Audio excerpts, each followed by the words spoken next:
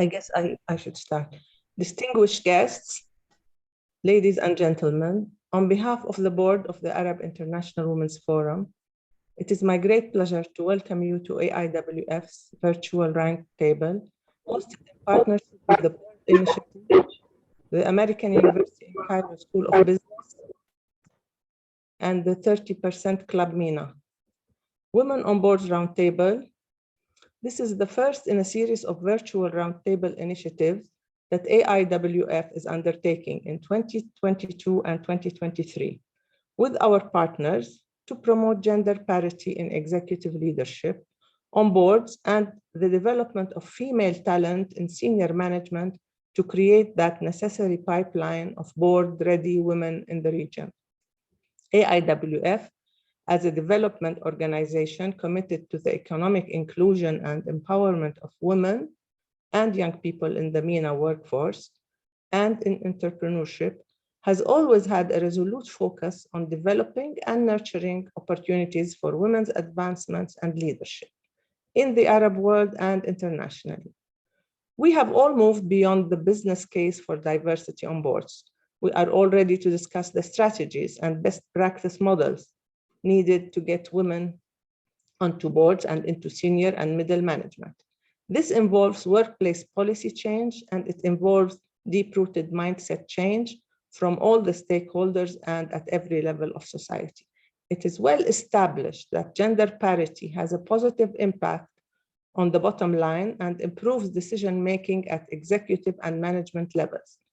It facilitates greater corporate growth, better governance, less corruption, more productive and proactive working cultures, and as well, improved resilience in the face of economic and environmental shocks.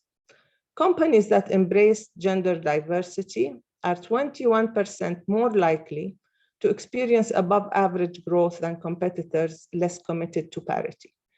Yet globally, 95% of Fortune 500 CEOs are men, 95% are men.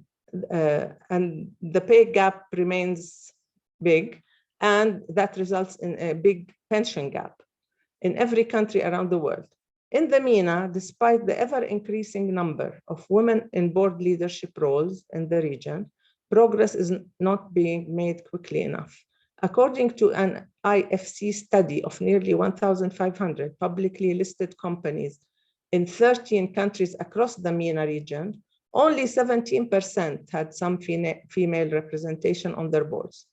Of those 17%, only 4% had female board chairs. The banking and financial services industry had the highest female representation, with media companies among the worst performers with not a single woman on their boards. There are signs of progress, for example, with governments announcing that all listed companies must have at least one female director on their boards, and many countries in the region promoting women to the highest level of leadership within their stock exchanges and some of the largest companies in their economy. This momentum is being steered by governments as part of the broader sustainability mission post-COVID and post-2030. But it is primarily being led by the private sector itself, increasingly by academics and civil society as well. When it comes to finding solutions to the problem of gender parity in business leadership, AIWF has long believed that men are not the problem, but part of the solution. All of us here today recognize that we need to take new, innovative, and creative approaches to ensuring an equal playing field on the MENA boards. I'm delighted that we are welcoming such an engaged and dynamic panel of partners who are committed to achieving diversity and inclusion at the highest levels of leadership in the region. I share my appreciation to all of our speakers for so generously giving their time today, and I express a warm welcome to Dr. Mohamed Farid Saleh, Executive Chairman of the Financial Regulatory Authority of Egypt, who will deliver our opening keynote today. I also convey the warm appreciation of our board to our long-standing institutional partner, the Pearl Initiative, to the AUC School of Business, to the 30% Club MENA, and to AIWF's global partners PepsiCo, and PwC for all their valued support and contributions to today's discussion. I wish you all a highly productive session today. Thank you. Thank you, Raghda. It is a pleasure to be here today. A very good afternoon to everyone joining us today. My name is Ranya Saadawi, and I am the Executive Director at the Pearl Initiative. It is my pleasure and honor to welcome you all to today's virtual panel discussion on women on boards across the MENA region. We are delighted to be co-hosting today's session in partnership with the Arab International Women's Forum, the American University in Cairo School of Business, and the 30% Club in the Middle East and North Africa. For those who are not familiar with the Pearl Initiative, allow me to introduce the organization briefly. The Pearl Initiative was established in 2010 by Gulf regional business leaders and the United Nations Office for Partnerships as a local nonprofit organization created by businesses for businesses to make the business case of corporate governance. Since 2010, the Pearl Initiative has become the Gulf region's leading independent nonprofit organization working to improve corporate accountability and transparency across the private sector, family firms, small businesses, tech startups, and philanthropic organizations in the Gulf region. One of our key pillars focuses on making the business case for diversity in business leadership in the private sector across the Gulf region. Indeed, we know the advancements of women labor participation rate in the Gulf region has skyrocketed in the past 2 decades, driven and supported by government reforms and initiatives, as well as driven from the private sector. Under Vision 2021, the UAE aims to become one of the 25 leading countries in terms of gender equality, supported by government initiatives such as the UAE Gender Balance Council and the UAE Gender Inequality Index. In a relatively short time span of just 2 years, the labor force participation rate of Saudi women increased from 20% from 2018 to 33% at the end of 2020. That is to say that the share of Saudi women in the labor market expanded by an incredible 64% in just 2 years. Private sector employment of Saudi women has grown among most of the economic activities, with the majority showing an increase of over 10% in labor-intensive sectors such as construction, manufacturing, accommodation, and food. Women of all ages are joining the labor force at higher rates across the Gulf region and Greater MENA region.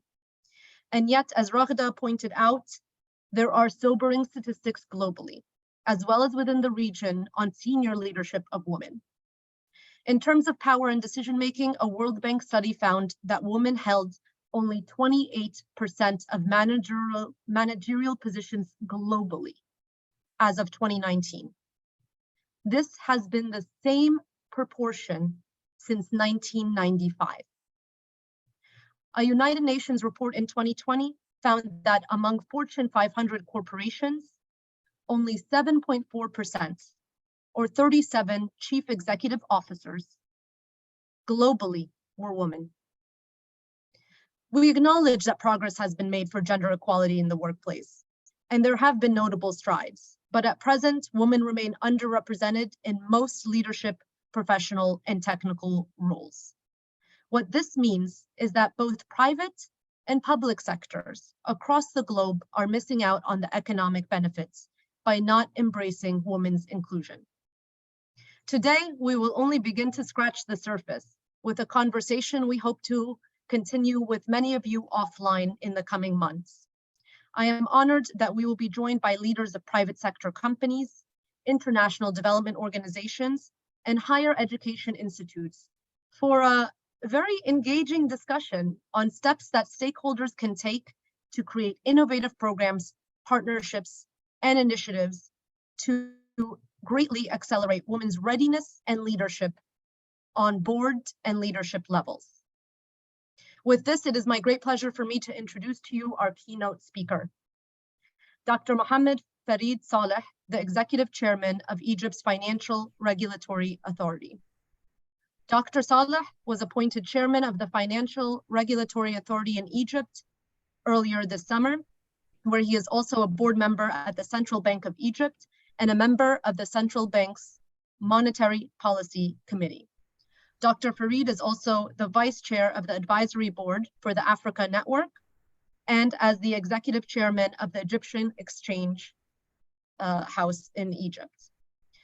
Dr. Farid is also the member of a high-level expert working group for the United Nations Economic Commission for Africa on scaling up investment and finance to deliver on climate ambition and development goals supported by the COP26 presidency and the incoming COP27 presidency that will be held in Sharm el-Sheikh later this month. Dr. Mohamed, over to you.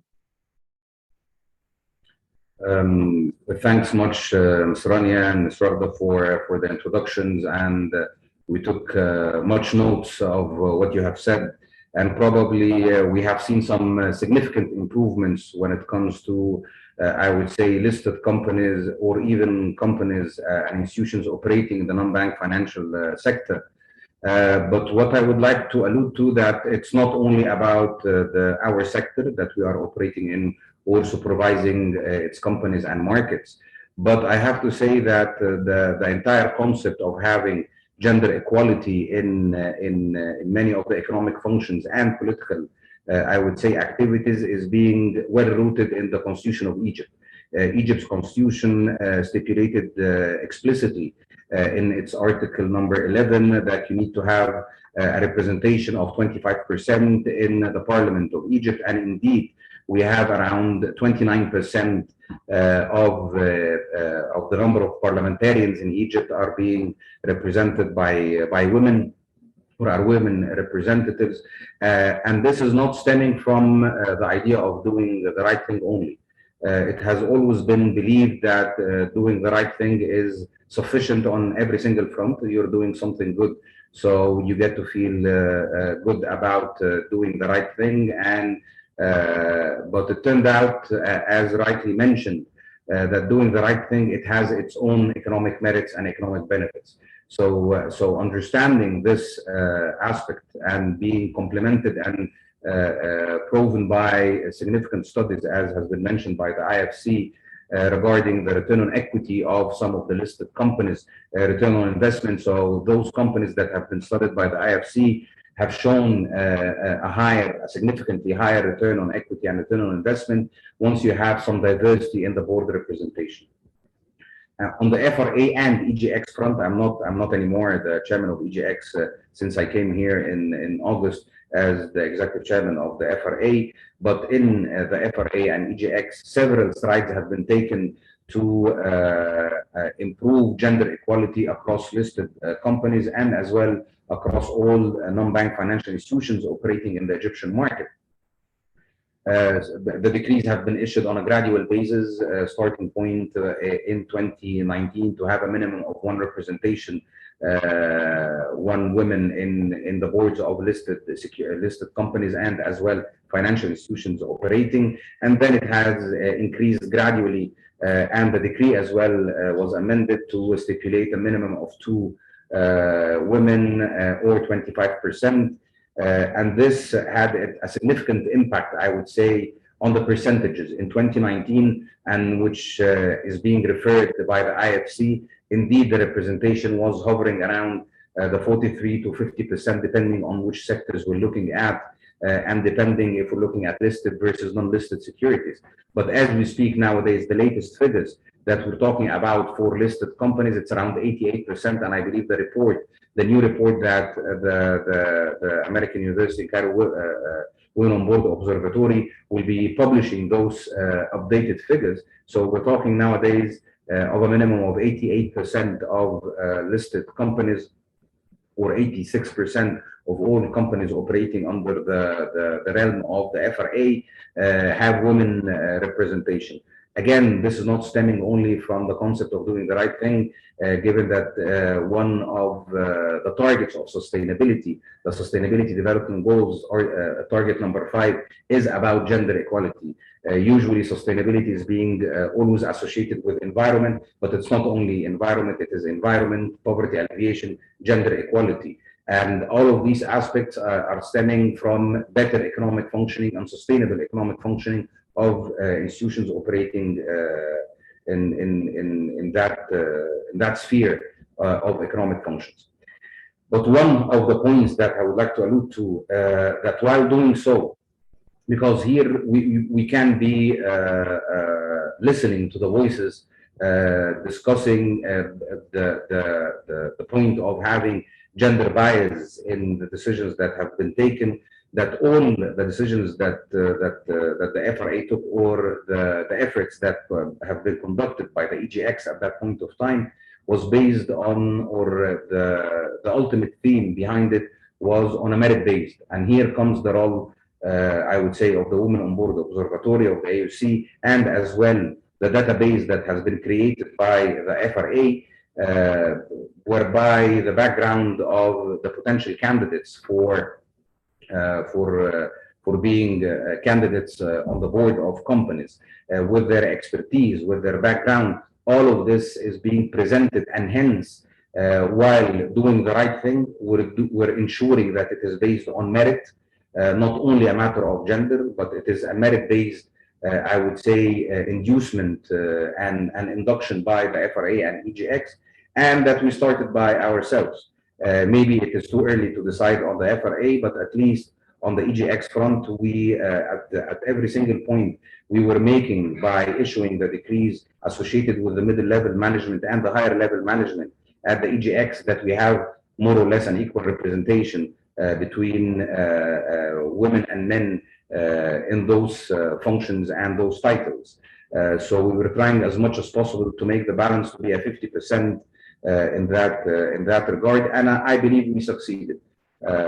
And here stemming from a merit-based choices of those individuals, and as well as we speak, and it was mainly driven by the FRA for the very first time ever since the establishment of EGX. Maybe it has been very historical, the EGX, since 1883, the Alexandria Exchange for Equities, and in 1903 the Cairo Exchange for stocks as well, and bonds. But since those dates, we didn't see any chairman or vice chairman. Maybe we could have seen board representation, and this is something that I'll be talking about. We have around 50% or 40% of the board of EGX is being represented by women, but as well in terms of executive management top level. So for the first time, induced by the FRA, we have the vice chairman of the EGX being a woman, to complete the gender equality cycle that we have started at EGX. The journey is not there yet. Plenty of other things are to complement the idea of having, or the concept of having, gender equality on board representation. And as rightly mentioned, it is the workplace, and to have a conducive environment for women to be operating in. And I believe one of the main aspects is to have equality in the different aspects associated with time offs, vacations, maternal leaves, and we should be having parental leaves for both men and women for kids. And here you start creating the equality, and to ensure that the workplace is a safe environment for women to be operating in, and to gradually reduce the pay gap between women and men when it comes to the economic activities. Maybe a point to allude to here, that sometimes you can be witnessing a different pay gap, or an opposite pay gap between women and men for some jobs, and in other jobs you get to see definitely men are being paid higher. So the ultimate point is to how to induce a merit-based compensation mechanisms irrespective of the gender, and this is I would say one of the challenges that we get to believe is a worldwide challenge rather than an Egypt-centric challenge. We take pride, I have to say, of the FRA and EGX and the other entities operating in Egypt with the efforts that took place. As I mentioned, that it wasn't based only on gender choices, but it was on gender choices and merit-based choices to ensure the sustainable performance of companies operating in the financial sector and operating as well in the listed on the exchange. Another effort that has been made to induce, I would say, support for women, but on the ground, a reduction in the fees for the FRA for any financial institution that is providing most of its services to, if I'm not mistaken, 25 or more of the services to women-induced projects or women-led projects to further empower. We know in Egypt and other Arab markets that women not only they do support their families and kids at home from an education or whatever perspective, but as well in providing the bread and butter on a daily basis for their families, and hence supporting them is quite important. But I believe this decision is just the starting point. Further efforts should be conducted not only from the FRA, but from all entities that are keen on having gender equality and have gender equality on their platform to complete this empowerment, given what we see in reality of a big role for women in Egyptian families from an economic and social perspective. I don't want to take much more time from you, and I would like to listen as much as I can regarding the panel that we're going to see. But I believe the participating here in this forum is quite important to say the success that we take pride in. On the government level, we have around 20%, on the parliamentary level, 29%, or even on the level of financial institutions operating under the realm of the FRA or listed securities. And we hope that we continue together to go far. We can be acting alone, and accordingly we'll be very fast. But if we want to go far, I believe we all together need to work on that file. Thank you very much, and apologies if I took more time than it was allocated to me. Thank you.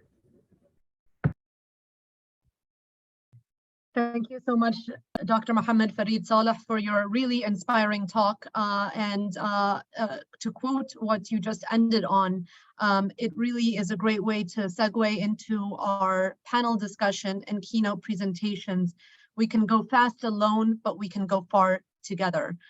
You highlighted a key role of the government to help support both the private sector, the grassroots community, and the society in order to reach gender equality and equity, not just for women, but also for men as well.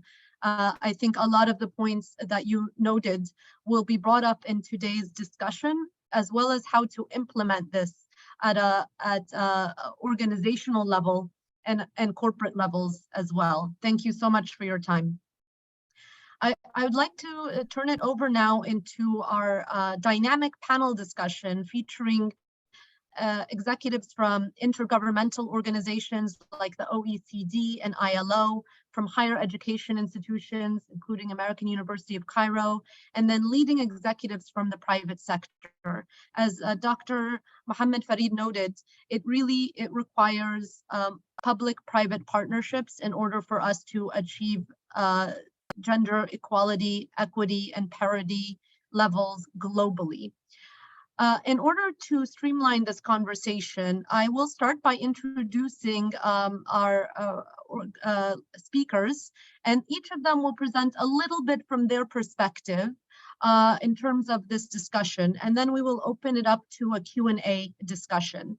For our audience members, we would love if you can share your questions throughout this conversation in the chat function, and throughout today's conversation, we hope to answer some, if not all, of these questions. I'd like to start by first introducing Marie-Estelle Ray from the Organization for Economic Cooperation and Development, OECD, who will provide a brief presentation on a global overview of women on boards globally and their research. Marie-Estelle is a senior policy analyst of the Corporate Governance Division at OECD, and has previously served as the senior advisor for the Middle East and North Africa OECD Competitiveness Program, and as legal officer and technical assistance coordinator at the United Nations Conference on Trade and Development. Marie, over to you. Thank you. I will now share my screen. Can you see the screen well? Okay, perfect. Good afternoon, everybody. I'm very pleased to be joining this conference. Pleased and grateful that you invited the OECD. So we two colleagues, myself and Fiona will speak after me, also representing the OECD. Just one few words before we start. In the OECD, we provide a lot of statistics, economic analysis. Kind of took a holistic approach to women, and we have really mainstream a lot of women in all our work.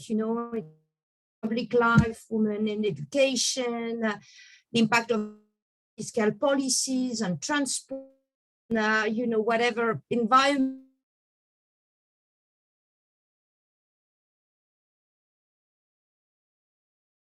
Particularly looking at women's participation on boards and in management.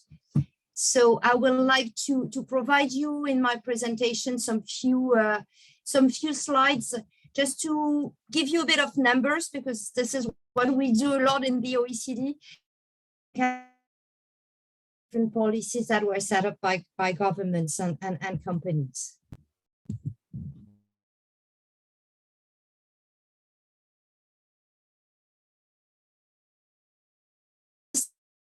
It's just based on what we call the OECD fact book of corporate governance, and it covers only 50 jurisdictions. So I need to say it at the beginning, but these can be considered as global trends.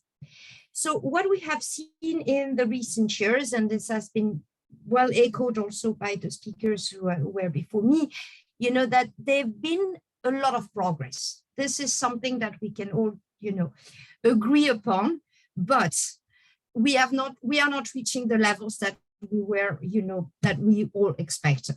So let's go, step by step, looking first at the women on boards. There's still less than a quarter of women on boards in listed companies globally. The increase were significant between 2013 and 2021. Now we're reaching 25.1%. One thing that we can see also in the world, there's some very different results, but there are some leading countries in that sense who are now reaching 40% of women on boards. And France is, by the way, the highest percentage by almost a little bit more than 43% of women on boards, which is quite acknowledgeable. The second layer is the women in management. Here, there's a higher percentage, but what is the growth rate has been much slower than for women on boards because there was probably less incentives. But we're still reaching, in 2021, 34% of women in executive positions. But then if you go to, again, a higher level, which is really women in leadership, so being CEOs, then there's not a lot of global numbers on that. But if we look at the EU or the US, it's only, fewer than 1 in 10 companies with a female chair or a CEO. So this number is still very low. And this is where we need to try to see what is this gaps about and how we can, we can improve these numbers. Going to my next slides, I would like just to mention a bit the role of governments and policymakers in providing a better legal environment funded on, based on, on transparency mainly. So what we have noticed is that there is a real increase in disclosure requirements. Now, 60% of the 50 jurisdictions that we survey require or recommend listed companies to disclose the gender composition of their boards. However, I want to note that only 1% of this sort of jurisdiction require the same for senior management. So again, we can see that there's a gap here. One positive signal also is to now disclose much more, what we call the gender pay gaps within firms. So all in all, we can still be positive in the sense that there's a real momentum towards enhancing, human capital management, disclosures, requirements, and that's a positive development. Let's look now at, the policy measures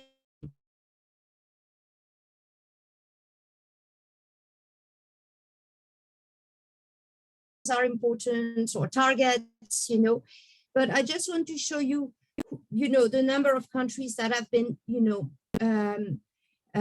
putting in place, implementing these quotas or targets, and what is a little bit the impact. So in the 50 jurisdictions that we surveyed, 24% have mandatory quotas. This can go from, let's say, 1 woman on boards to up to 40%. 30% of countries have voluntary targets, which are usually a little bit higher in the threshold, and 8% has both. One thing that one very recent legislative change is coming in the EU. We have been very happy that the EU Council has approved a directive on women on boards, putting the level to women on boards at 40% and 23% for senior management. The directive needs to go to the EU Parliament and then will need to be implemented by the member states of the EU, which can take about 2 years, but this is a positive signal that will cover, a large amount of countries. So to see that there's going on in the world. Things that are interesting also is to look at the sanctions. If you're not reaching your quotas or your targets, it can go, from just a warning system to a fine, to even, some delistings. So that's an important also thing. So how you put your threshold of sanctions. What's the impact? As you can see in the graph, we looked at quota works because there is a good increase. Target works also, but also countries who have no provision, there's still some increase. But what we are noticing is that for quotas especially, we feel like the impact is quite on the short term. As soon as you have a new regulation, it goes up. But then, to really reach, the real threshold, it takes more time. And another unintended effect of this is that we call it, quote unquote, the golden skirt effect. That means, that we have noticed, and some researcher did a bit of research on that, that there's a trend to go to more family appointments of women on boards.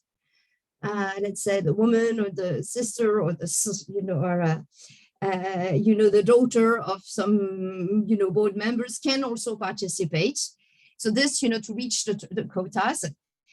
And there's also another effect, is what we call the overboarding or effect, meaning that more women are sitting in many boards. So then you increase the number, but it's still the same woman, that is serving on different boards. So I just wanted to flag these two issues. And to conclude with my last slides, is to see how we can, beside all the regulatory framework that countries can set up, there's, a plenitude of complementary practices, measures that we can put in place. This slide just gives you a bit of food for thought, on the different things that, either the state, the governments, or companies or individuals can do to, support, more women on boards. So at the state level, of course, regulating, putting some incentives are very important, raising the awareness. And I'm very glad, to have listened to Dr. Saleh about it. We, there's much more awareness today than a few years ago. On the company side also, there's a real leadership commitment that should be put, trying to put some within the company, some targets, some metrics to really calculate well, the position of women, and to change policies, to have more inclusive policies, to change the recruitment and promotion policies. This is extremely important at the company level. And then, of course, another very strong aspect is training. You know, how you can help, you know, women to perform better in their positions. So there's many things that can be done, you know, through women networks, to mentorship, to coaching, to promoting women as. So what we are doing here today is also, you know, supporting and promoting women on boards. So as a last word, I wanted to mention that in the OECD, we are currently reviewing the OECD principle of corporate governance with many revisions and reforms, you know. But of course, we have changed our provisions on diversity to include, you know, a wider concept of diversity also, not only gender, but it can be age, it can be experience, it can be democratic characteristics. So having a more global view of diversity, and also very much insisting that it's not only government policies, it's not only the company's policy that should be in place, but a myriad of complementary measures to really support and enhance women participation in the workforce and in big companies. So I'll stop here and I'll be pleased to answer any questions if you may have after the different presentation. Thank you, Ranya, over to you. Thank you so much, Marie-Estelle. And you touched on a few points that were brought up already as questions, but predominantly is in terms of having quotas, but also having sanctions or some kind of compliance, or what is the penalty if those aren't being hit. You've also touched upon globally, you know, where there is movement, but globally as well, how the statistics are quite low, and compared to, you know, I think you said 7% in leadership positions, while Dr. Mohamed was stating how in Egypt, you know, there are, you know, minimum 25% of women that have to be on boards. So I'm curious to hear from our fellow other panelists, particularly the private sector leaders, on how they use quotas, targets, and penalties in order to help move the needle, so to speak, on women in leadership. On that note, I would like to introduce Fiana Jordans. Fiana, can you hear us okay? Yeah, okay, yes, I think I can hear you. Fiana is a senior advisor for OECD for the Global Relations and Middle East and Africa Department at OECD. In the Office of the Secretary General's Global Relations Team, Fiana is responsible for the Competitiveness Program and the Business Advisory Board and Corporate Governance Working Group. Fiana has also previously worked with the OECD Corporate Governance Division for over 20 years. And today we'll be doing a nosedive into the gender balance on corporate boards, specifically in the Middle East and North Africa region. Fiana, with that, over to you. I think I can hear you. Yes, please go ahead. Thank you so much. Thank you, Ranya.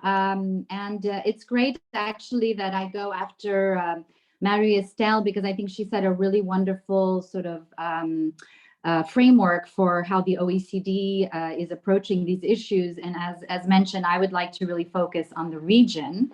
But before that, just wanted to thank again the organizers for putting this together. And I mean, we're really pleased to be here with you, even on a day off here in France. So next slide, please.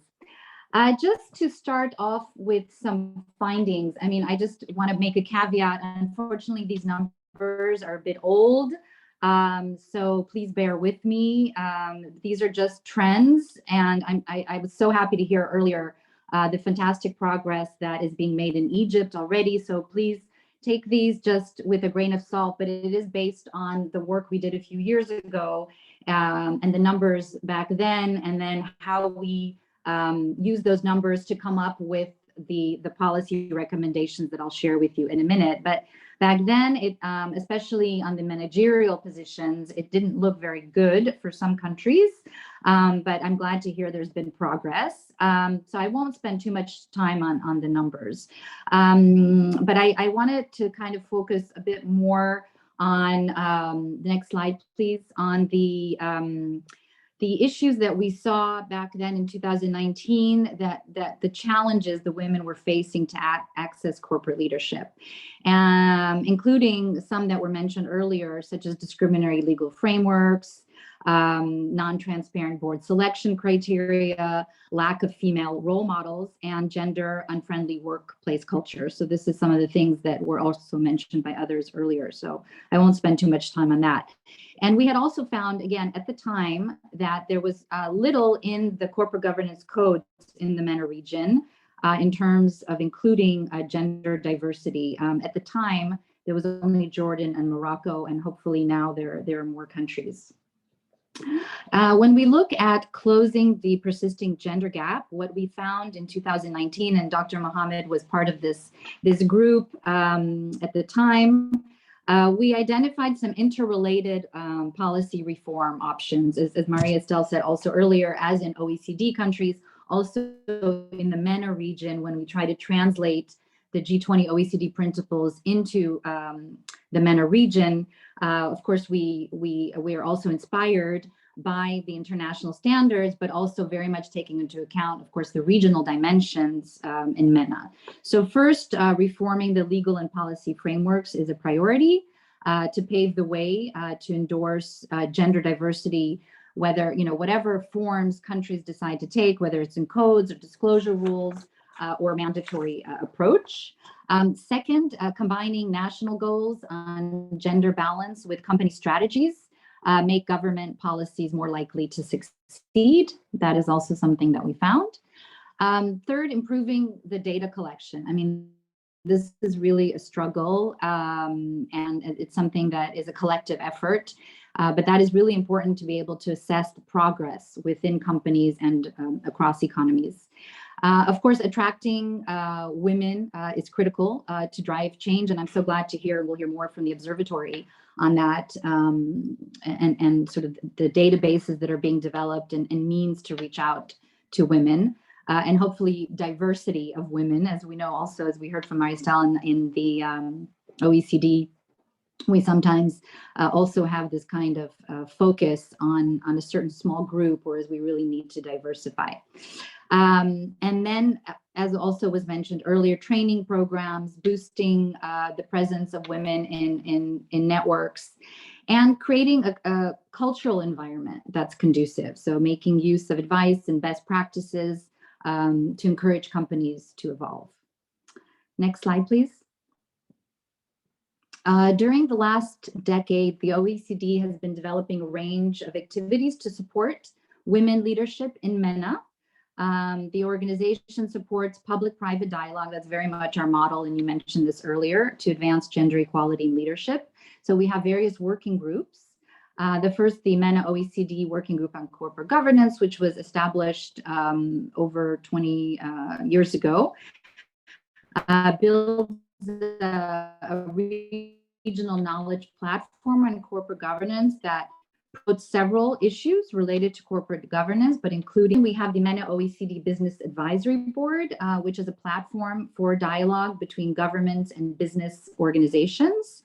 And we just held a meeting in June at the new OECD Istanbul Center. And there we also heard the importance of the role of women leaders and women business associations to advance the recovery in the region.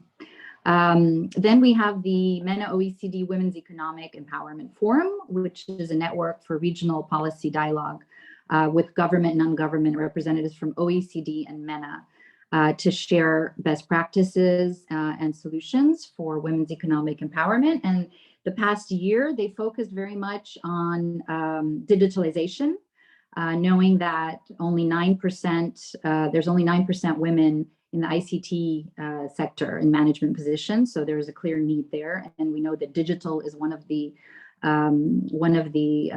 powerful sort of priorities going forward to recover. And then in the next couple of years, the Women's Economic Empowerment Forum will focus on supporting MENA countries to advance women's financial inclusion and access to finance for women entrepreneurs, so the SMEs. And here also an important aspect will be women's leadership, We see that despite the positive benefits women leaders bring to businesses and communities, female decision makers remain difficult to find in leading financial firms in the region.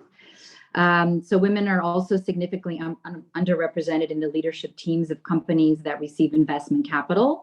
Globally, only 6% of CEOs in financial institutions are women. And finally, the OECD is working at the country level and with Egypt and Morocco. There is a women's economic review in Egypt that will be launched in December, which will, the process will be launched in December, which will assess women's voice in public advocacy and social dialogue with attention to women leadership in public and private sectors. So let me just conclude by emphasizing what others have said before me, which is the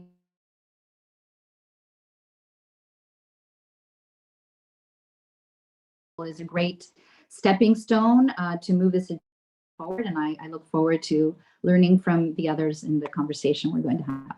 Thank you. Thank you, Fiona, for that deep dive into the research and the policy recommendations that are certainly still applicable in the MENA region as well. Several things that Maria Estelle and Fiona brought up, we are now going to do a deeper dive into, and I would like to introduce Reem Aslan, who is the Gender Technical Specialist at the International Labour Organization. Reem is currently managing the ILO's Pay Equity and Childcare and its Decent Work for Women program for the ILO's Regional Office for Arab States, specifically focusing on Jordan, Palestine, and Egypt. Previously, she has worked with the Global Affairs Canada and has consulted in the field of international development management and specifically women's economic empowerment for a variety of governments, foundations, and organizations, including Queen Ranya Teachers Academy, the World Bank, the Government of Canada, and Adam Smith International. On today's discussion, Reem will be doing a deep dive into ILO's All on Boards initiative, touching upon the need for training, networking, and creating a network for more women leaders in board positions. Reem, over to you. Thank you so much, Ranya, and thank you for the organizers for inviting the International Labour Organization to take part in this important discussion. Actually, it comes in the right time because we've been working on this issue recently more than before. For the ILO, this is a very important file because it's aligned with the International Labour Convention 111 related to non-discrimination in employment and recruitment. So that's why we feel this is a very important topic to address in the MENA region. Also, it's one of the SDGs, SDG 5, as Dr. Mohamed mentioned, but actually ILO is a guardian or custodian for the indicator 5.5.2, which is related to the proportion of women in managerial positions. That's why it's really important for us to monitor this very closely. Now, one of the colleagues also already mentioned that there is lack of data, which is also a challenge for us to monitor how the MENA region is doing when it comes to women in managerial positions.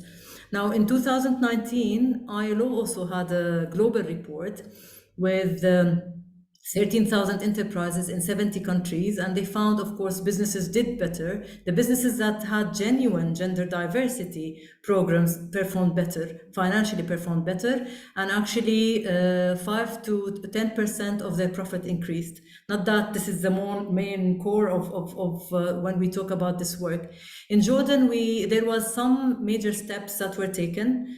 Again, by civil society organizations, as mentioned before, public sector, the government, and also with the private sector. And Women on Boards, it's a civil society organization in Jordan. What they did first, they did a legal analysis where they felt that there is a need to amend certain legislation in Jordan to include a quota for women. And there they looked at different experiences, as was mentioned by Marie Estelle earlier. They looked at the hard law versus soft law, or mandatory versus voluntary, and they basically had some recommendations for the government of Jordan, mainly to the Ministry of Industry and Trade. This actually resulted in some recommendations by the Royal Committee that was formed for legislation reviews and so on, and we hope that this will basically change very soon.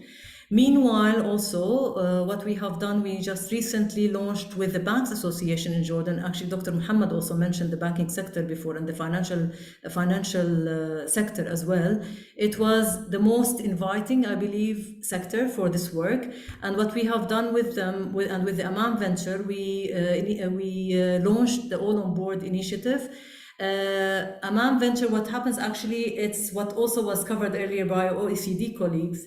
There is a training program for women to basically provide them with the skills needed to become on boards. Then they can register on this platform, and we do have a committee according to a certain criteria. We filter a group of the women that apply to that platform, and then once they're filtered, the banking sector and other companies actually they can recruit them depending on their experience, the field that they work in, and so on. Initially, when the banking sector in Jordan, the corporate culture in the banking sector actually is very inviting, and they want to have more women on boards. But the challenge that they faced, they weren't able to reach this group. So they basically came to the Banks Association to support them with this. So what we're doing this link.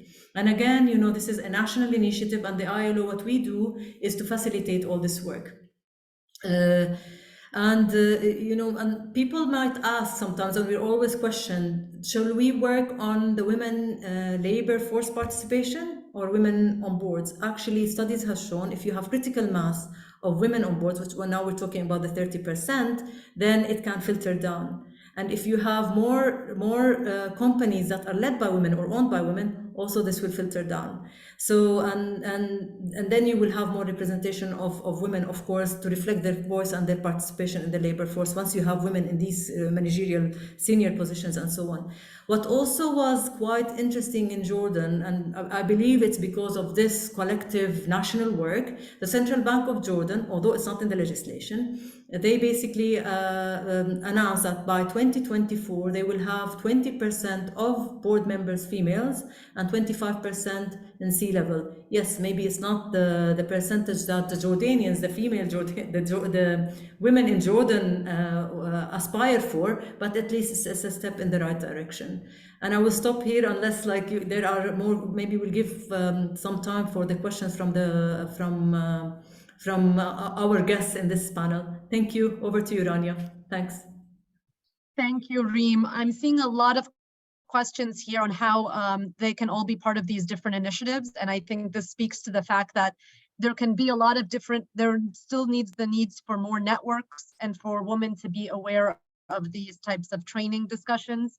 So certainly after this call, we will share with everyone attendees on how you can connect with our respective speakers or organizations.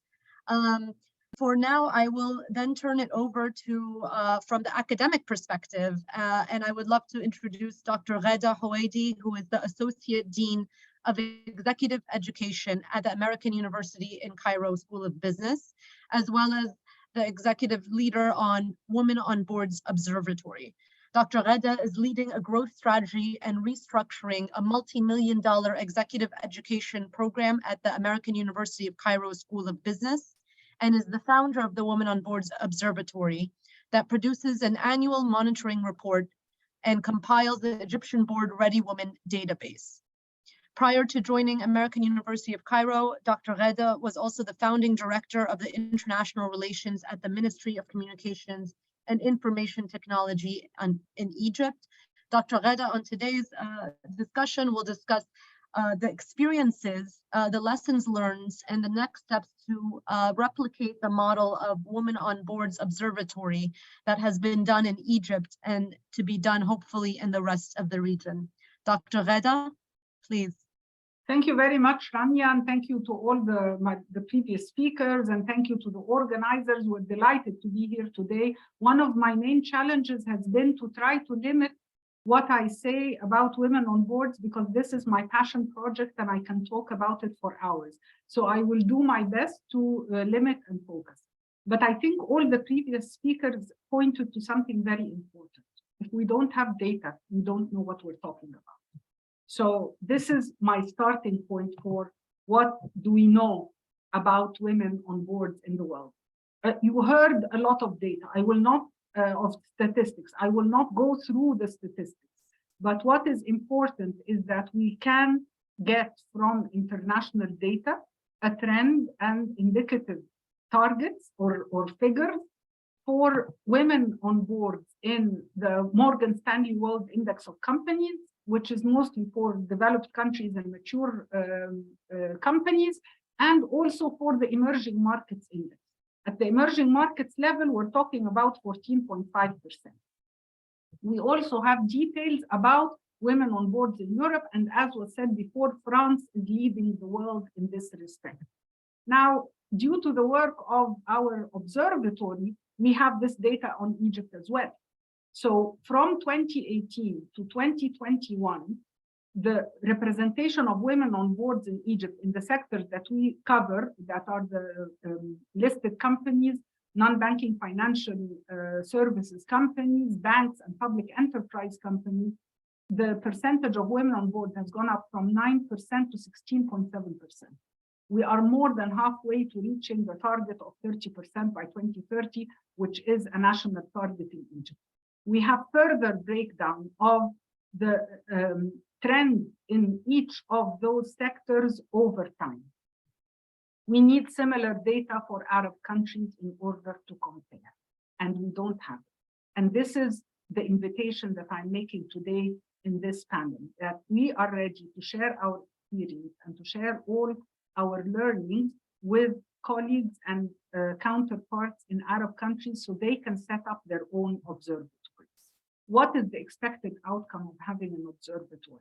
Is that you can have an annual monitoring report, you can develop a national database of board-ready women, you can have a platform to talk about improving board cultures, because this is a board governance issue more than a gender equality issue. You can stimulate the momentum in the community for more women in the pipeline, whether in senior managerial positions or otherwise in companies. And you can have an objective process to guide board placement, which is what we are trying to achieve, so that, as mentioned before, the lack of transparency in how boards are formed in our region is still pervasive. Of course, including men as active participants in the conversation has to happen. We're delighted with the men who are with us on the panel today. The Women on Boards Observatory in Egypt was founded in 2017, and it is recognized as a specialized observatory within the framework of the National Council for Women. And I think this is very important in terms of national positioning of an entity like ourselves, because it has to be taken seriously, first by the regulators who provide us with the data and review the report to validate before we produce it, and in talking to the companies and in being the entity in Egypt that is looking at women on boards. And we're very happy that we have received some awards from accrediting bodies for schools of businesses. So what are the flagship activities? As I said, an annual report, a board-ready women database. We offer a board placement service, and we hold numerous awareness and networking events. The most important building block in our journey was the formulation of this consortium. These are the partner organizations that make our work possible. We have partnered with all the regulators who gather the gender disaggregated data: Ministry of Public Enterprise, Ministry of Planning and Economic Development, the Financial Regulatory Authority, the Egyptian Exchange, National Council for Women. We've been generously supported by UN Women, Swedish International Development Assistance, and COICA. We partnered with the IFC, EBRD, and we have the Business Association, the American Chamber of Commerce in Egypt, and the Women and Memory Forum. These partners have enabled our work and are the first building block in starting the process of having a Women on Boards Observatory. We also are very proud of our regional networks, whether it's the 30% Club MENA, the Boardroom Africa, the Arab International Women's Forum, as well as local Egyptian networks of professional women. In producing the annual database, we have to work very hard to ensure the validity and the reliability of the data. So working with the regulators so that we have a sustainable flow of data year on year to make comparisons was very important, and we work with them on schedules and on revisions and so on, to be able to produce our report. We also produced 2 reports with the Boardroom Africa for their diversity index for Egypt with the Egyptian Exchange. Now, the interesting part about the development of the report for me is, first of all, the increase in the indicator, of course, is something that is very promising, but also the number of companies covered and the number of women that are included in the board. So we've gone up from starting with around 400 companies to covering more than 1,000 companies now, from less than 300 women board members to over 1,000 in our 2021 report. The Board Ready Women database currently includes 860 qualified women from different economic sectors and with areas of expertise. And we have an online membership application form for women to fill that is then filtered and they are added to the database. This is a range of the expertise that is available from energy to sustainable development to public relations, investment, information technology. We have women in all these areas of expertise, and across these sectors also we can search depending on the competencies required by the companies who want to appoint women on boards. For our board placement services, we have a request form that companies can fill so that we provide a free board placement service based on the women on our database, but we also proactively send nominations to companies that we think have not reached the requirement of 2 women on boards or who have 0 women on board, which we still have. And we've also endorsed the participation of some of the members of our database in regional and international board-ready women's lists. We have many capacity building, awareness, and networking events.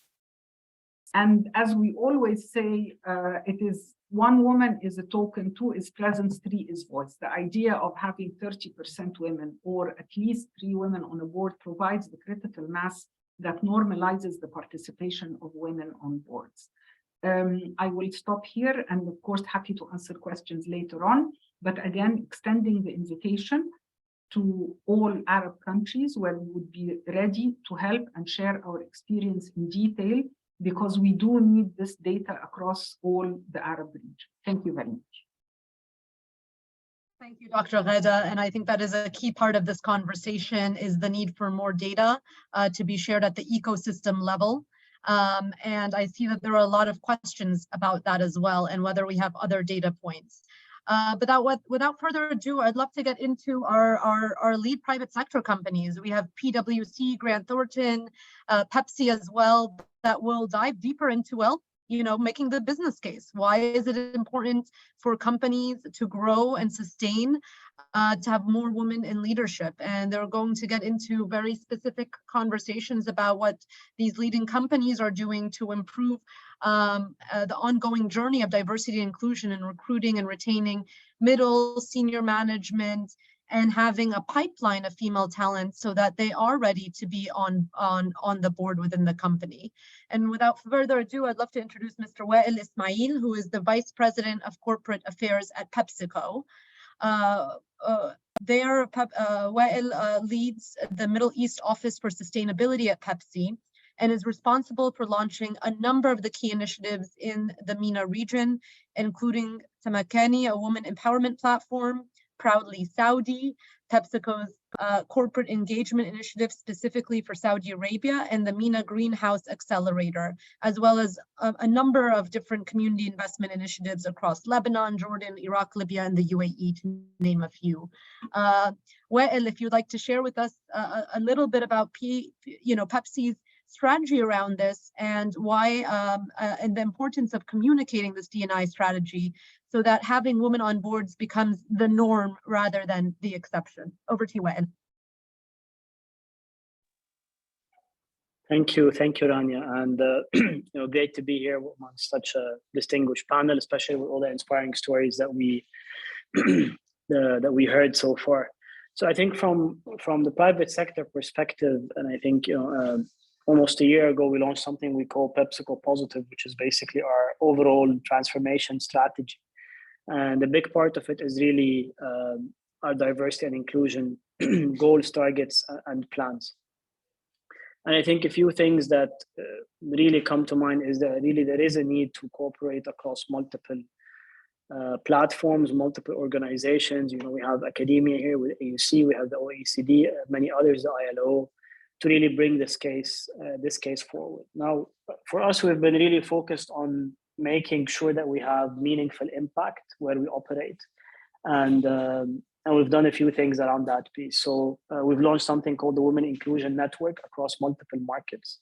So this is basically an internal network. It's essentially a safe space for our women, female talent leaders across the organization to come together to share their stories, to encourage each other, to drive mentorship, and really show the way to progress within a multinational corporation.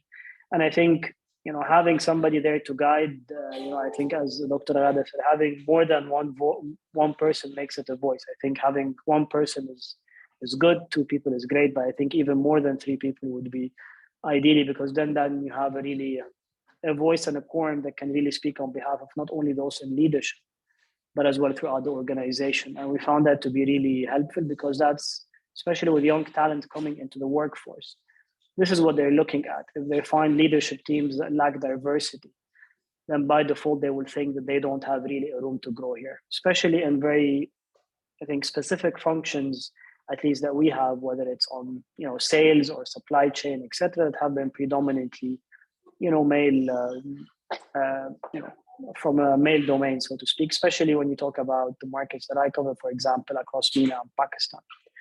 The other thing that we've been focused on externally is that how do we make that impact not only within our four walls, but also across the communities that we operate.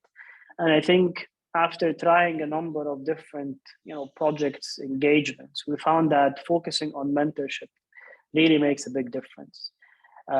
So whether it's through partner organizations, for example, in Egypt, we just launched this year a program called She Works Wonders, أو عاملة شغل بالمصري, which is basically, it's an organization, it's basically a platform on Injaz al-Arab to really drive and bring women's stories. And we've been able to partner with a lot of great female leaders in Egypt, not only work at PepsiCo, but across, you know, other multinational organizations, whether it's, you know, Talabat or Microsoft, etc., to really bring, so it's not just looking at our own four walls, but really finding those inspiring women leaders wherever they exist and trying to partner with them to drive that agenda. We've done the same in Saudi, whereby we're partnering with, you know, especially universities and academic organizations to look at how do we bring in PepsiCo executives, other executives from across our network to really work with university students to really instill that sense of, you know, guidance and mentorship that, you know, there are no so that they can overcome any challenges, whether they're seen or really unseen. And I think we're starting to see good progress, because then you start to build a community of people. I think this is not a 1 year program or 2 years program. I think once you do it consistently, 1, 2, 3 years, then you start having a strong base of both mentees and mentors that are able to have a significant impact. And I think this is where you start hopefully cascading down to the numbers that Dr. Raghda showed. So in time, these numbers will go up, etc. So it is a challenging agenda. It's not an easy agenda, especially if you look at from a multinational perspective, especially when you're operating in the market. You have challenging roles in trade, you have challenging roles in supply chain across the board, but we've seen our women leaders and talent really take on those responsibilities. We have great stories about the first woman forklift driver in our facilities in Riyadh at Dammam, for example. So these are women that, you know, whether they're, you know, across the organization doing great work, great jobs that nobody has done before. And we see that there is an appetite to really break that ceiling and move forward. You know, one of the challenges is, you know, sometimes it's just as simple as ensuring the proper transportation to women from and to their workplace. I think in a safe environment, especially in traditional societies where they have not really been used to going out and providing for the family.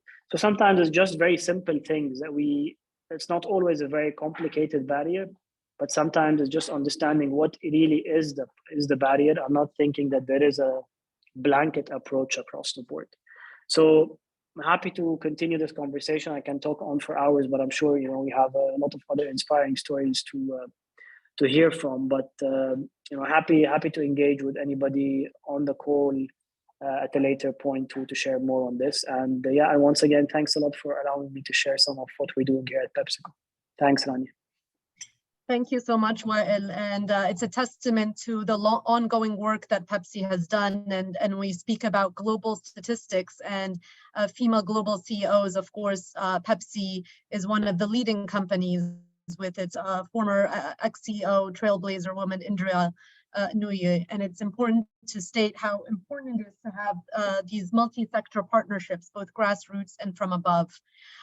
There are a few points that we can go into, hopefully, if we have time for this discussion, but I do want to introduce Norma Taki, the partner of PwC Middle East.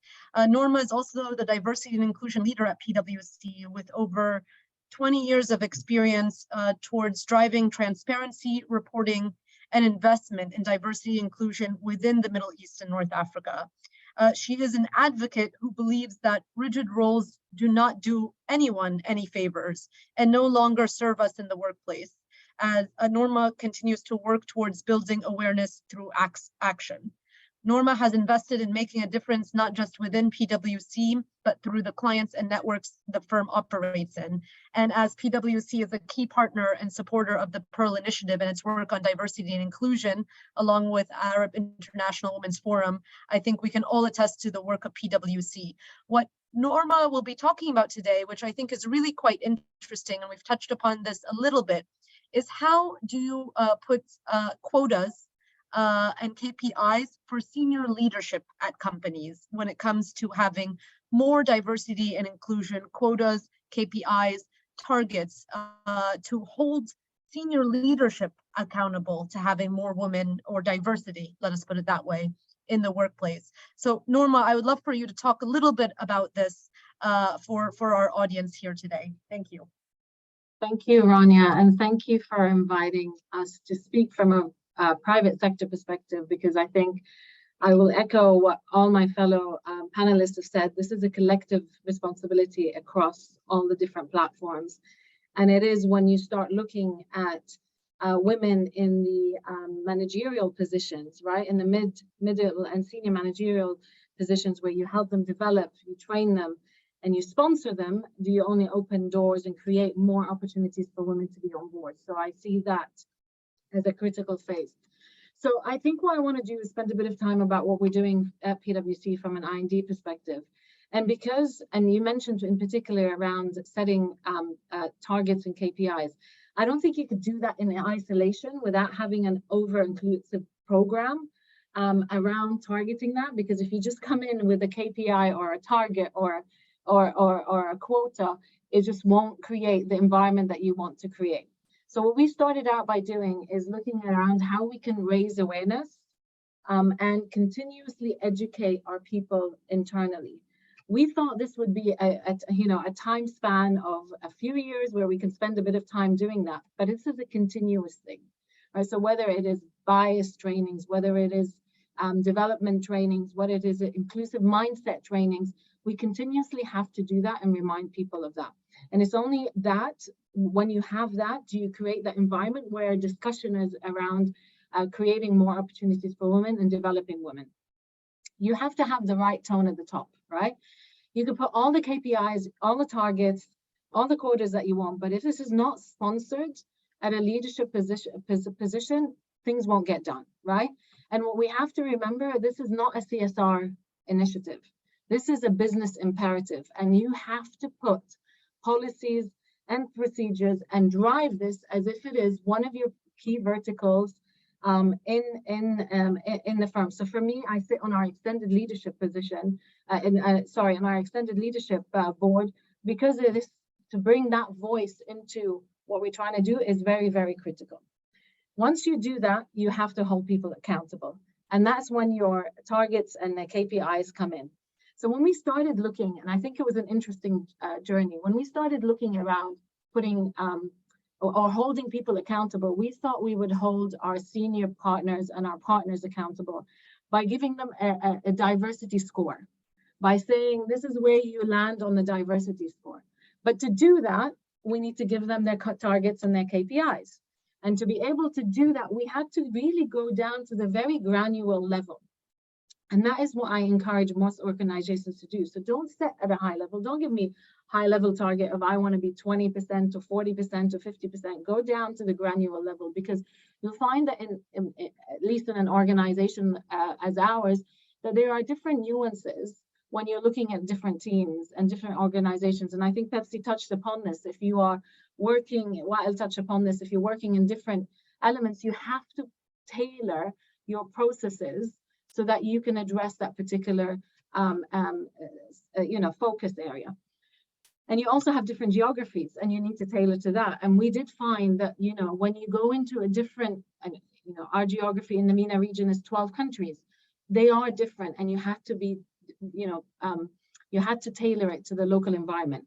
And so when we started doing that, we found suddenly that we're putting KPIs and targets at a granular business unit level. And that completely changed the narratives. We started talking about, our external consultants that we hire. How do we educate, how we hire them, how we interview them, what we bring in. And I think that is, for me, the key output of putting a KPI and targets. I know there's a lot of discussions around quotas and whether we should have them. But I think personally, if you don't measure something, it doesn't get done. I don't think if you don't put a target for yourself, then you're not doing anything but enjoying a conversation.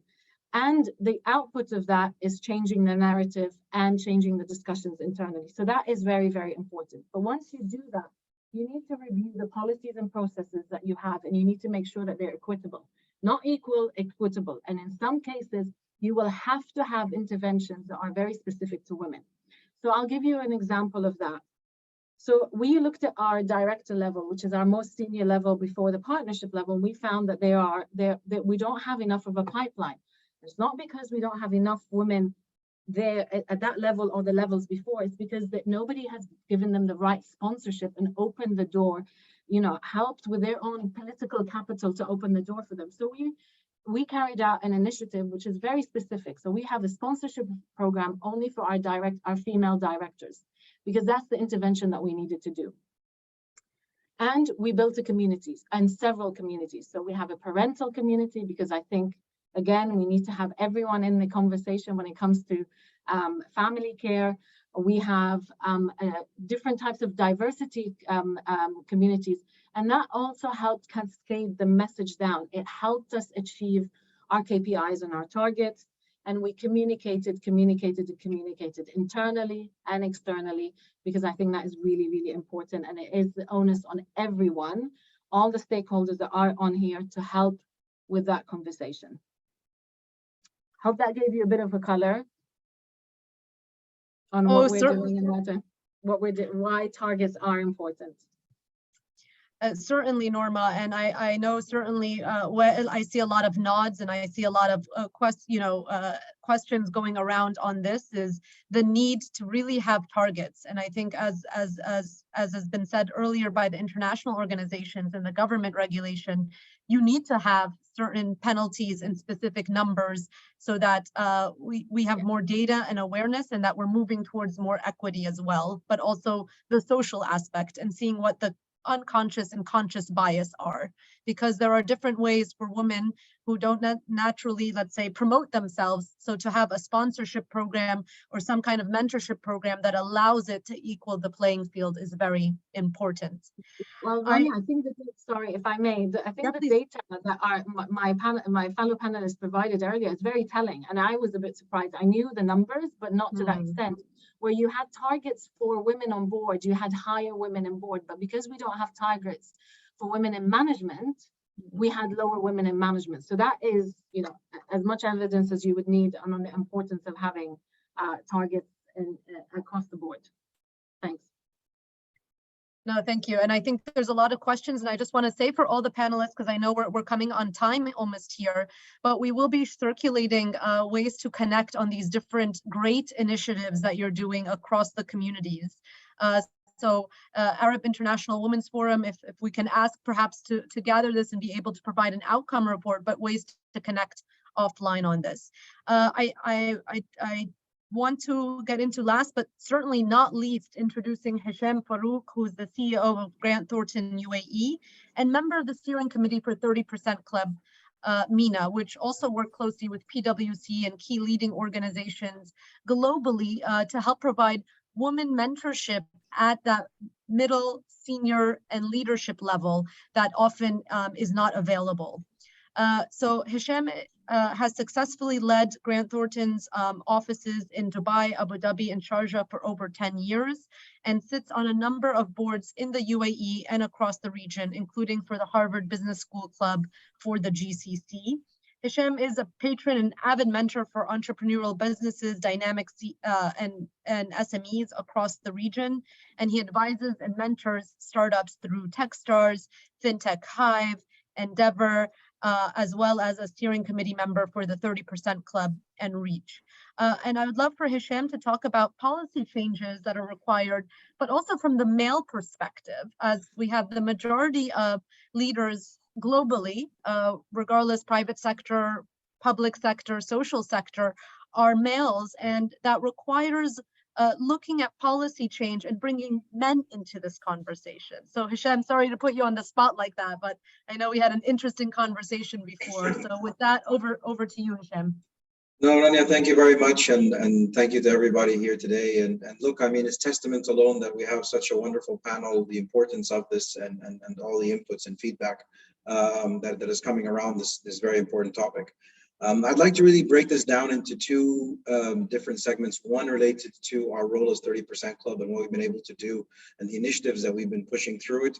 And then, of course, at Grant Thornton and focusing a little bit on the male perspective, given we are a minority here, at least now, which is giving the balance of power.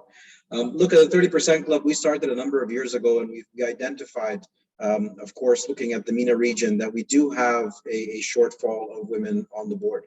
And we kind of wanted to dissect what are the reasons for this.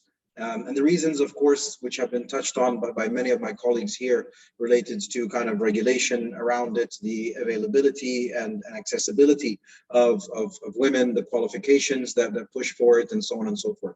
So what we started doing is we started at stage one, where we actually started contacting companies and getting commitment from their leadership on them reaching a certain 30% of their board at a certain period of time and working with them on that.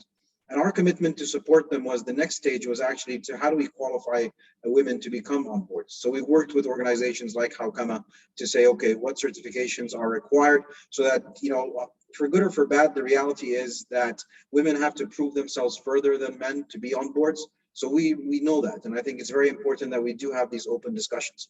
So we started pushing to say, okay, how do we support on the qualification? Then once we got the qualification, we realized it was the awareness. So we started putting together lists of applicable women that do have experience and expertise that could be on boards.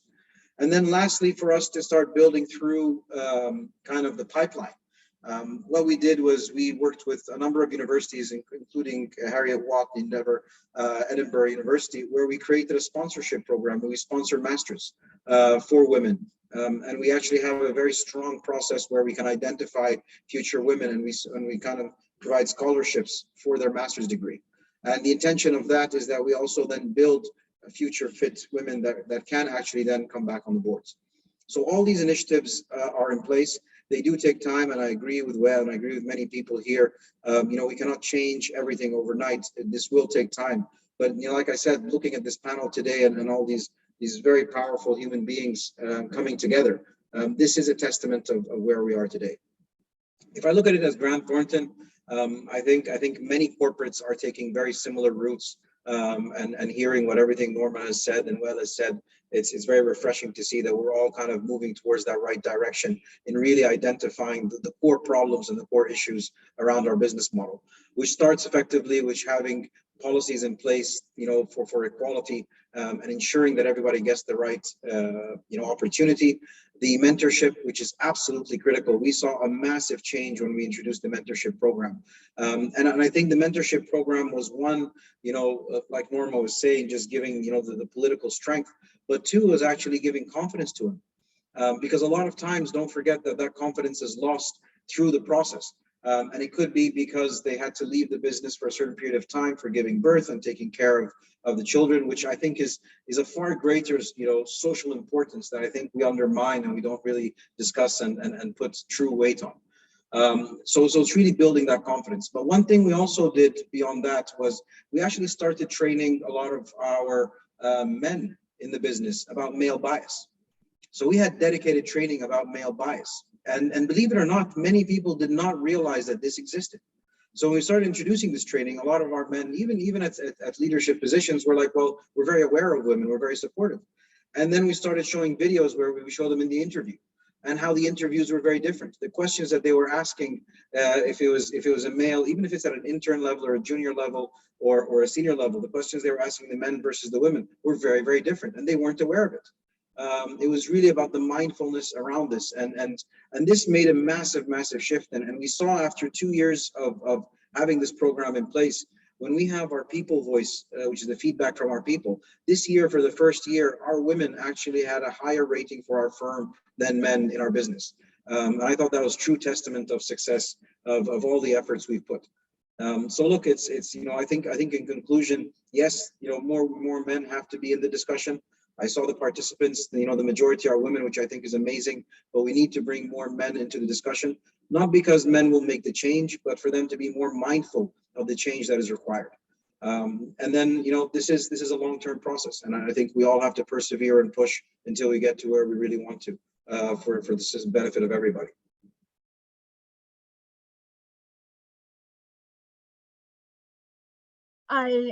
I wholeheartedly agree, and I know we had a very dynamic conversation about this. The idea is to bring in the males into this conversation. And if I look at our list of attendees, majority are female, but there are some males. And I know at the Pearl Initiative, particularly as we expand our work into Saudi Arabia and other places in the Gulf region, you must bring in diversity and inclusion is not just a woman's issue. So certainly would love to know more about the unconscious bias, the male bias, as you mentioned, that occurs. Perhaps also there's obviously, of course, female bias. I am conscious of time, and we are, this is really just the first of many conversations that we hope to have. But I will ask our panelists each one key question to put you a little bit on the spot. From your perspective, what is the key challenge, or what is keeping you up at night right now when it comes to women on boards in your respective roles? I'll start first with Reem, because I know you have to jump off. Reem? Wow, that's a tough question. Actually, it was a challenge, but now it became a bit easier.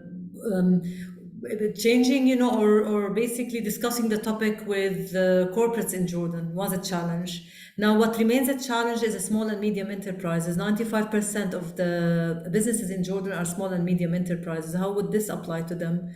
That's a challenge that we are facing as we speak. That's why, as I mentioned earlier, we're starting with the banking sector, because we felt there would be quick wins, if that's the right, and actually it did not come from the ILO. At the end of the day, it came from our national partners. So we respond to national partners' interest. It's not that we basically come with the ideas. Actually, they came to us. And it was Women on Board that started the process, and then the Banks Association joined.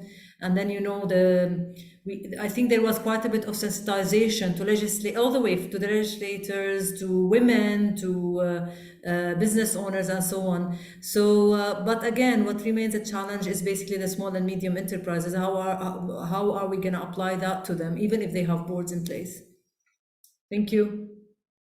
And I apologize, I really have to leave because I have another meeting. It was a great pleasure, and thanks again for the organizers and and the panelists. Actually, I learned a lot myself today. Thank you. Thank you, Reem. Thanks. I'll take it over to Maria Estelle with the same question. What's keeping you up at night, and what is the key challenge from your perspective? Well, it's quite a difficult question, obviously, but one thing I would like to say, and I was very happy today, things are moving, things are changing, the debate is evolving a lot, and I'm very pleased to see the different initiatives that were presented today from the private sector, from the AUC, observatory. Things are evolving. And I think now, so there's maybe three things I would like to mention, is that I have the feeling that we are now going beyond the debate of the business case. We all know that, women on board and management is good, it's well established, So we should try to go a bit beyond this, this like business case, and looking really also at the impact of attitude, behaviors of women. I just want to, maybe Norma, that, new PwC survey, on boards, show, for example, that women are much more sensitive to climate-related issues or to ESG issues in the board than men. I find this also interesting, not only looking at the impact in terms of numbers and productivity. The second point I wanted to make, I think, is also going a little bit beyond the debate of, there was lacking the female talent pipeline. We know it's not over, of course, because we still need to train women, to become board members. But I think there are enough women to be board members or to be in management position today. It's not a question of pipeline. It's a question of empowering the woman, in training the woman, in mentoring the woman. And we've heard a lot of interesting initiatives. And my last point really is, but we all said it, is collective efforts. It should come from government. They are regulating, but they want to impose some transparency to control, but they are also the source of we've been discussing also, because it's through transparency, through disclosure, that it's a collective effort also from companies. They need to implement policies, they need to have measurable goals, they need to have strong leadership to make the things change, and collective efforts from all of us, that we are, men, of course, and I was happy to see men here, as we just said, and of course, women, to really change the culture and overcome the bias. And as a last word, the OECD, we always stand ready to support all initiatives and to participate in this type of conference, to provide you with the numbers, at the global level. I just sent you a link. You have all numbers, so please do use the OECD. We are here to support all these type of initiative. Thank you, Ranya. Thank you so much. Yes, I will turn it over to Norma, please, for the one key point that you would like to say as well that's keeping you up at night. Yeah, I think for me, it's what do we do with all of these discussions that we're doing and how we move that into action. I would like to see across the board more action being taken. That is, for me, what keeps me up at night. So I'm, how do we drive these discussions into things that are implementable and have an impact? Excellent. Thank you so much, Norma, and thank you for extending your time as well. If I may also pose the same question to Hisham. What is keeping you up at night? I think for me, the main thing is, I think there's been great initiatives taken so far, but I really think that, there's too much political correctness about what we're doing. I think there has to be a much more open voice and very transparent discussions around it. And at the same time, I think we're also isolating a number of women that may not want to be forced to be part of the workforce. And I think we have to respect that as well. And that has to be part of the greater discussion. I think it has to be a social discussion, not just a corporate discussion. And I think for me, that's really would find a true balance for everything we're doing here as well. Very interesting point, actually, and something we'd love to delve into offline as well. Fiona, I'd like to go back to you from the OECD MENA region perspective. Thank you. I think, Marie-Estelle covered a lot of terrain, but the only thing I could add is that the benefit here that what keeps me up at night is thinking about some of the countries in the region, really significant obstacles, not in terms of gender issues, but just, economic, safety, lots of other, fragile contexts. And when I think about those countries, I think they could really benefit from discussions with their peers, where, you know, like you've mentioned some examples in Egypt and Jordan, in the UAE, there's a lot of inspiration there.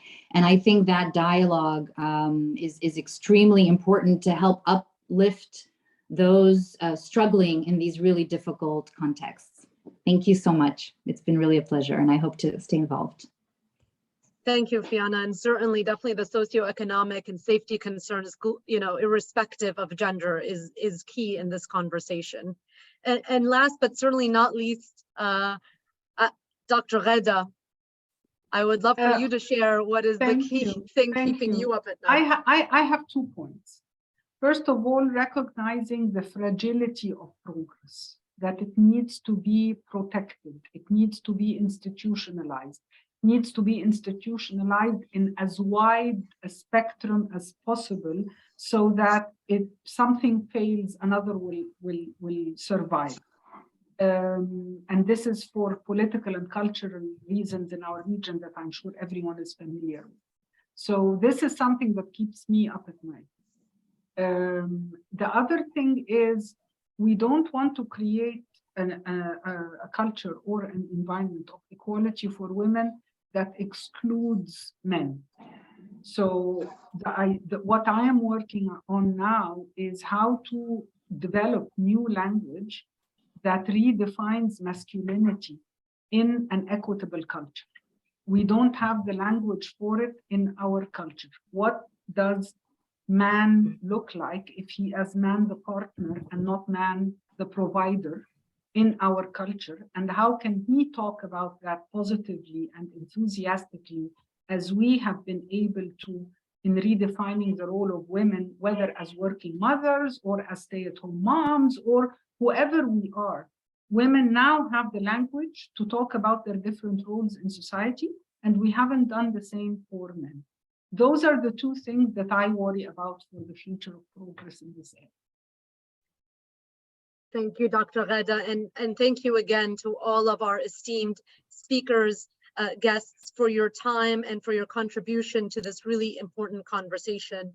I hope and you found today's discussions to be as engaging and as enlightening as I did. And our warmest thanks and appreciation again to all of our speakers who have not just taken the time out of their busy schedules, but have joined us even on their days off to be with us today. And of course, much appreciation to you, our esteemed audience, for joining us in today's conversation. We look forward to seeing you all again shortly. And in the meantime, as mentioned, we will be sharing the YouTube link as well as additional resources on how to join these initiatives and further discussions going forward. With that, stay safe and stay healthy. Thank you. Thank you very much. Thank you, Ranya. Thanks. Bye-bye to all. Oh. Bye-bye.